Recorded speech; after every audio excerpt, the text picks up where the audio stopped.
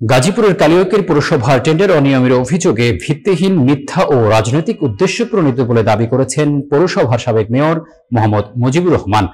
Multimedia প্রতিনিধি জুয়েল হোসেন জানান, রবিবার সকালে কালিয়াকৈর পৌরসভার ট্রাক স্টেশন এলাকার নিজ কার্যালয়ে আয়োজিত এক সংবাদ সম্মেলনে তিনি বলেন, দুর্নীতি দমন কমিশনের তদন্তকে ঘিরে সামাজিক যোগাযোগ মাধ্যম ও কয়েকটি গণমাধ্যমে যে সংবাদ প্রকাশিত হয়েছে তার সঙ্গে বাস্তবতার কোনো মিল নেই। তিনি জানান, পৌরসভার টেন্ডার প্রক্রিয়ায় মেয়রের কোনো প্রত্যক্ষ সম্পৃক্ততা থাকে না। নিয়ম অনুযায়ী টেন্ডার আহ্বান ও চুক্তিবদ্ধ হওয়ার প্রক্রিয়া সম্পন্ন করা হয়। সংশ্লিষ্ট কাজের ক্ষেত্রে 2 বার টেন্ডার আহ্বান করা হয় এবং দ্বিতীয়বার সর্বনিম্ন দরদাতাকে দায়িত্ব দেওয়া হয়। এতে সরকারের প্রায় 58 লাখ টাকা সাশ্রয় হয়েছে।